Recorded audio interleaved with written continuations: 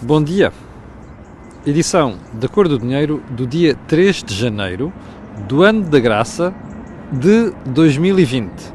O meu nome é Camilo Lourenço, hoje é sexta-feira, ou seja, começa praticamente o fim de semana, depois de 2 semanas partidas pelo meio.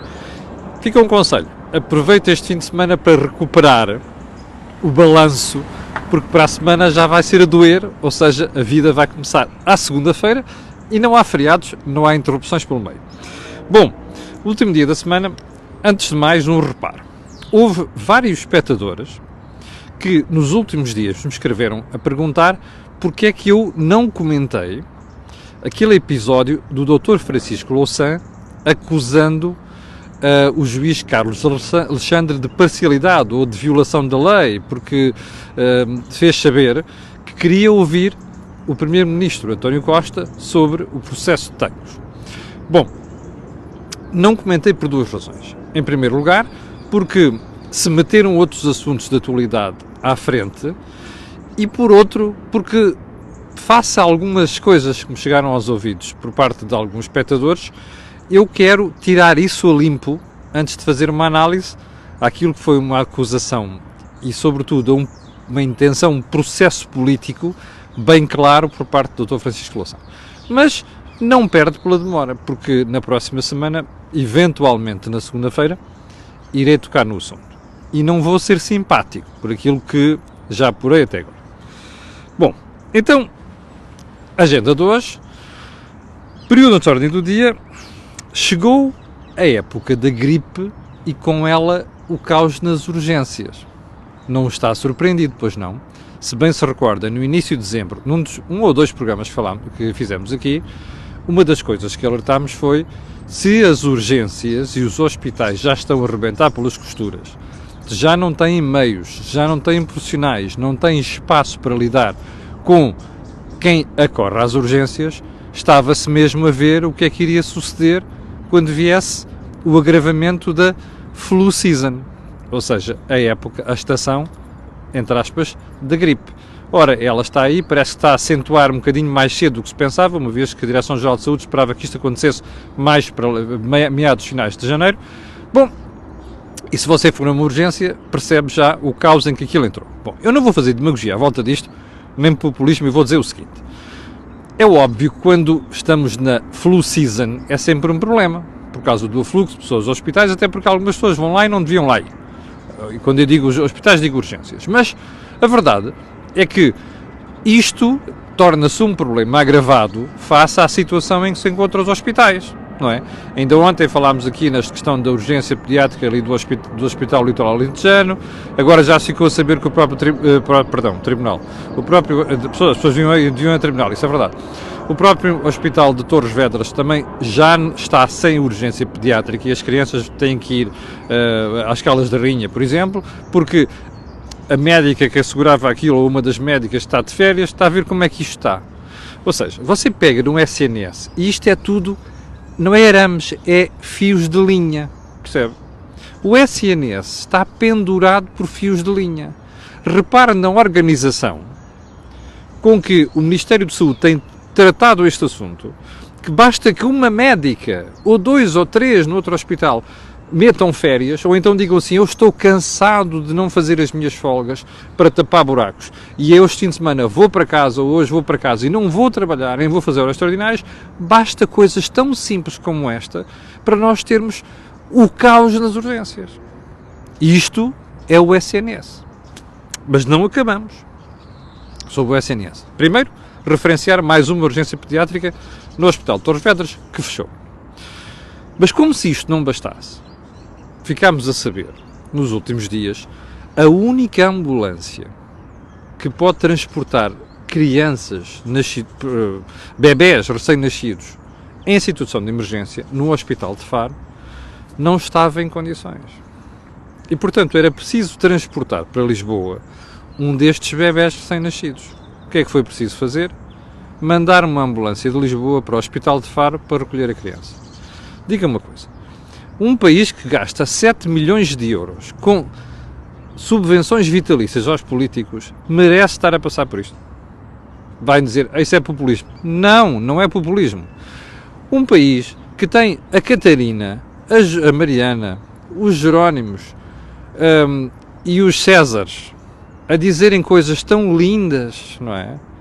Do dinheiro dos impostos que eles insistem em arrecadar, e que dizem coisas tão lindas do SNS, deixaram o SNS chegar a este ponto. Você não acha estranho? Você não acha estranho que esta esquerda malfadada, eu disse malfadada, é a coveira do SNS? Não acha isto estranho? Não acha que é a altura de penalizar esta malta? É que eles são todos responsáveis, não é só o Dr. António Costa, não é só o Dr. Mário Centeno, não é só o Adalberto Campos Fernandes que saiu do Ministério, não é só a Marta Temido, é a Catarina, a Mariana, o Jerónimo, os Césares, é toda a gente. Se calhar era a altura de nós, como cidadãos, levarmos isto a sério. É que esta gente está a empurrar o SNS pelo abismo abaixo. Sigamos. Por falar em caos, segurança social. Nas últimas semanas, cresceram as queixas e protestos por causa dos atrasos cada vez maiores na segurança social a atribuir pensões. Deve ter sido por isto que o Sr. Dr. Vieira da Silva se reformou? Pergunto eu. É que o Falinhas Mansas, número 1, o outro é o António Mendonça Mendes, que está dos impostos, esse continua lá. O Falinhas Mansas, número 1, sempre passou por aquele ministério como se estivesse a fazer, como se fosse a última Coca-Cola do deserto. Como se estivesse a fazer coisas maravilhosas no na Segurança Social. Está aqui. Continua os atrasos e atrasos graves na concessão de pensões. Diga-me uma coisa. Isto é de esquerda? Responda. Ponto seguinte. Como se já não nos bastasse os problemas dos hospitais, das urgências e do SNS em geral, parece que chegámos a uma situação em que se generalizou a violência nos hospitais e nos centros de saúde. Olha, foi em Sacavém, agora ficámos a saber que houve mais uma no Hospital de Setúbal que foi gravíssima, ou seja, alguém se farta de esperar ao fim de 4 horas nas urgências, dá-lhe um vibe qualquer e sequestra médico e parece que mais outra pessoa num consultório e obriga a intervenção da polícia para resolver isto. Repara uma coisa. Demagogia, populismo, não. Se calhar, isto é o culminar de uma série de problemas que nós vamos encontrando no Serviço Nacional de Saúde. Eu sei que no outro caso era um problema de uma baixa, que o médico decidiu não atribuir. E, pelos vistos, muito bem. Neste caso, foi mais grave. É alguém que está 4 horas à espera numa urgência, perde a cabeça e sequestra médicos. Alguma coisa está mal nisto. E não é apenas a segurança. Embora a segurança seja importante, porque nós não podemos ter profissionais como os médicos envolvidos em situações destas. E já agora, porque houve quem me perguntasse o que é que não referenciei os casos de violência doméstica neste final de ano, 2019. É lamentável. Mais 2 mulheres morreram por problemas de violência doméstica. Bom, lembra-se daquela história dos rapazes, e parece também raparigas, que iram atravessar o Rio Ferreira, ali em Gondomar? Que a autarquia disse que ia fazer chegar a conta, e fez. Lembra-se que eu tinha dito que achava 10 mil euros muito exagerado. Pois, a autarquia fez chegar uma conta de 4.300 euros ao condutor do Jeep. Eu vou ver, se isto for para o tribunal, o que é que os tribunais vão decidir. Porque há uma coisa que eu não gosto, é como contribuinte estar a pagar brincadeiras de outros, como é claramente o caso. Último ponto deste período de ordem do dia. Em 2018 venderam-se mais carros a gasolina do que a gasóleo. Está surpreendido? Não. Eu não estou, até porque nos veículos mais pequeninos não faz sentido nenhum hoje em dia termos carros a gasóleo. Faz nos veículos maiores, cilindradas maiores e sobretudo nas distâncias grandes. Pela primeira vez desde 2013 há uma inversão. Vai-se acentuar este ano, provavelmente. Mas, por favor, não apareçam por aí com conversas com tretas sobre o fim do diesel. Não é para já, ok? Estão a exagerar a morte do diesel. Eu sei o que estou a dizer. Bom, e já agora vou repetir. O carro que eu vou trocar em 2020 há de ser para um diesel. Bem, lá está, porque eu tenho necessidades que a gasolina não satisfaz. É muito simples. Então vamos lá à agenda de hoje. E a agenda de hoje vai girar à volta da engenheira Isabel dos Santos. Bom, estou a responder às solicitações de uma série de ouvintes e de espectadores. E assim, a pergunta é, você não acha que estamos perante uma campanha contra a Isabel dos Santos? Repare, em Angola, primeiro a parte política, agora é a parte judicial. Depois em Portugal, há uma série de gente que odeia a Isabel dos Santos em Portugal. Depois já há gente que defende a Isabel dos Santos em Portugal. Agora sabe-se que, ou melhor, parece que o Ministério Público travou uma transferência de 10 milhões de euros de Isabel dos Santos, das contas em Portugal, para a Rússia. Pergunta, há uma campanha contra a Isabel dos Santos? Olha, campanhas políticas sempre as há. Quando a gente tem pessoas poderosas, ou com dinheiro, e com visibilidade pública, e sobretudo com ligações políticas, há sempre política à volta disto. Não sejamos ingênuos. Há do João Lourenço, o general que dirige Angola, que é o presidente de Angola, que quer mostrar que está a marcar uma ruptura estrutural com o passado, não é? O João Lourenço está a fazer um bocadinho de Passos Coelho em Angola, percebeu um país falido e teve que chamar o FMI, que devia ter sido chamado 2 anos antes pelo José Eduardo dos Santos e não foi, e agora está a pagar por isso. Quebras das receitas fiscais, economia a cair, desemprego a subir e por aí adiante. Aquilo é um sarilho, é um caldo explosivo que nós temos em Angola. Bom, e João Lourenço precisa de mostrar que está a atuar contra o regime anterior. E, portanto, há sempre uma componente política nisto. Mas, o regime de Angola, eu não conheço detalhes, não posso dizer isto, acredita que existe um desvio de fundos grave por parte de José Eduardo dos Santos e sua família, do Estado em benefício da própria família, nomeadamente personificado na sua filha chamada Isabel dos Santos. Portanto, política nisto há. Há justiça? Eu julgo que também. Não sei qual é que é o peso disto tudo. Agora, transportando a situação para Portugal. Isto significa que nós em Portugal o que está a prevalecer é a campanha política versus campanha justicial? Eu acho que não. Você tem pessoas de um lado a defender Isabel dos Santos, tem pessoas do outro a chamarem os piores nomes a Isabel dos Santos. Ainda ontem vimos essa situação com Ana Gomes, a dizer que há gente que em Portugal que sempre pactuou com aquela coisa, não sei das quantas. Eu continuo a dizer. A Ana Gomes só tem um defeito, é que depois não cita fatos concretos. Não sei se ela no tribunal faz isso, mas quando alguém diz publicamente coisas como ela diz, tem de substanciar o que diz. E, portanto, voltando à questão, nós temos estas duas situações. Mas parece que começamos a ter mais. Ou seja, parece também, do ponto de vista da justiça, começa a haver um cerco a Isabel dos Santos. Aliás, o meu jornal hoje pergunta, se você vir isso hoje, na manchete do Jornal de Negócios, deixe-me lá mostrar, que é para não haver a mais pequena dúvida. Até para não ficarem a pensar que eu estou aqui a fazer, olha, não estou aqui sem atualização, mas olha, veja o Jornal de Negócios de hoje, que está ali bem explícito. Está aqui. Será este o princípio do fim para Isabel dos Santos?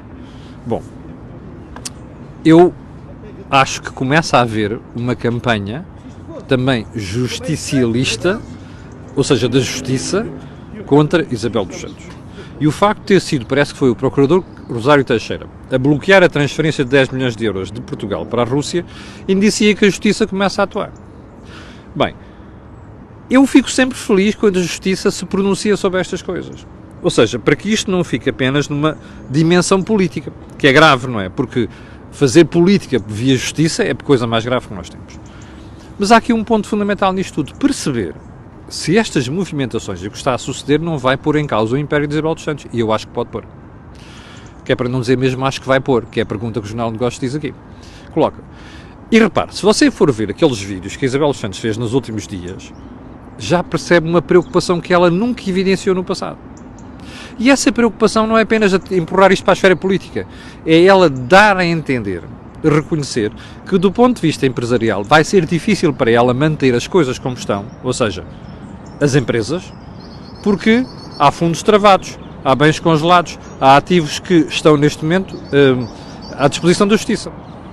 Mas esta história das transferências ficam afetadas e, portanto, as empresas podem ser afetadas. Isabel dos Santos deu a entender, e eu acho que ela tem toda a razão, algumas das empresas que ela tem provavelmente vão ter que fechar as portas.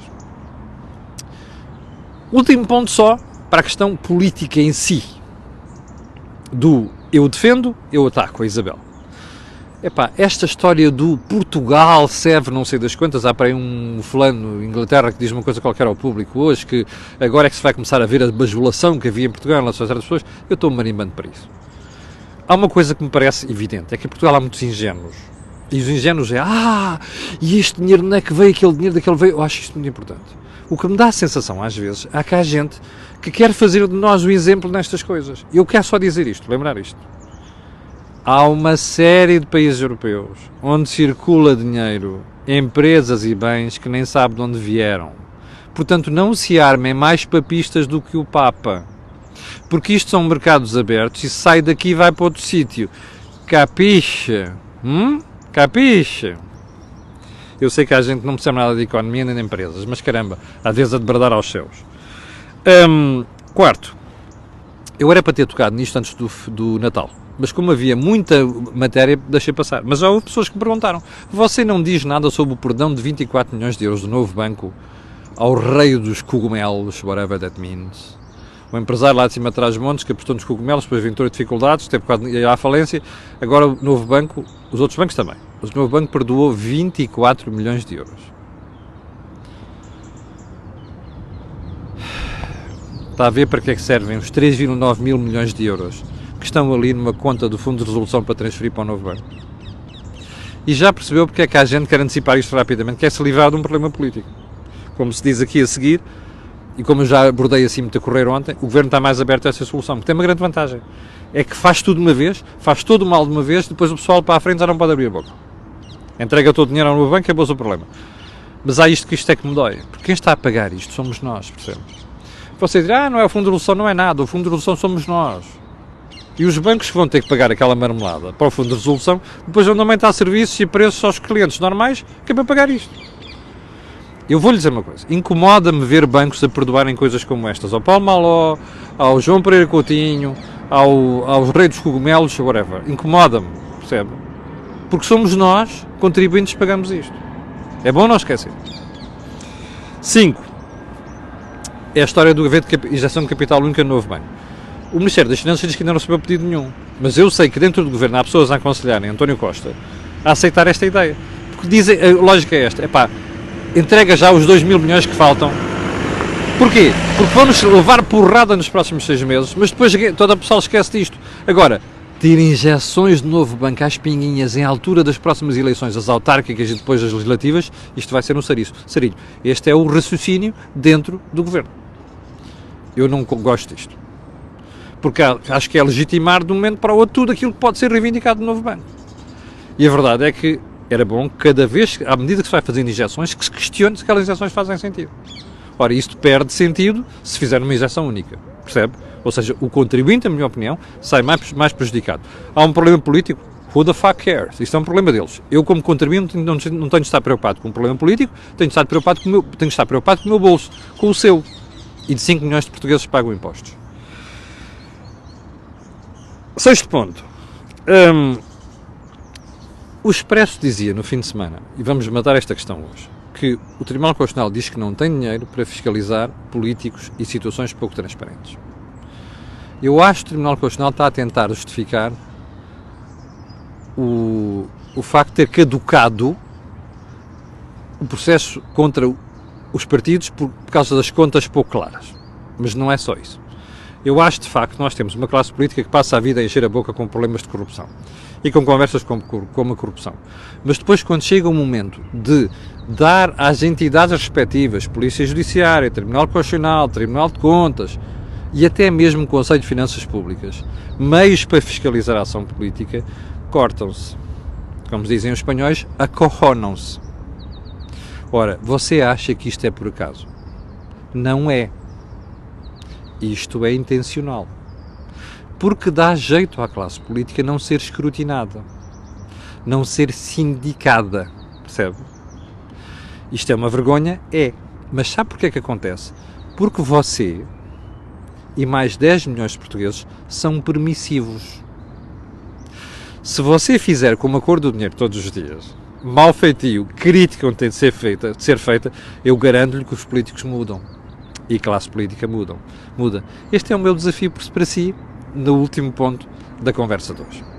Quero agradecer às pessoas que estão em direto, às que vão ver, e vou pedir aquilo que peço sempre, colocarem um gosto e fazer partilha nas redes sociais, porque aquilo que houve aqui não houve em mais sítio nenhum.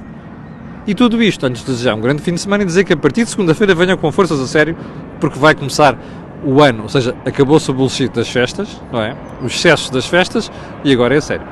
Obrigado, com licença, tenham um grande fim de semana, para a semana já há Think Tank, e quanto a nós, até segunda-feira às 8 da manhã. Muito obrigado.